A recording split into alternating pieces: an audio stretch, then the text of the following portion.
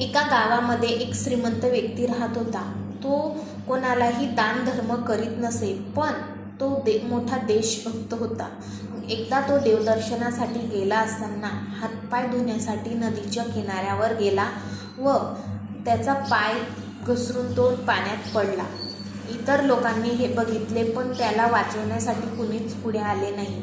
मग एक साधूने त्या माणसाचा जीव वाचवला व त्याला पाण्याच्या बाहेर काढले.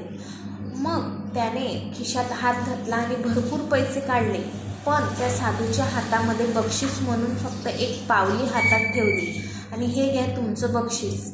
मग जे लोक बघत होते त्यांना त्या माणसाचा खूप राग आला व परत याला पाण्यात ढकलून देऊया असं ते तयार झाले. पण साधू पुढे आला व त्याने सांगितले की ह्या माणसाची जेवढी किंमत आहे तेवढीच त्याने आपल्याला बक्षीस म्हणून दिली, म्हणून यापुढे गावात याची एवढीच किंमत राहील.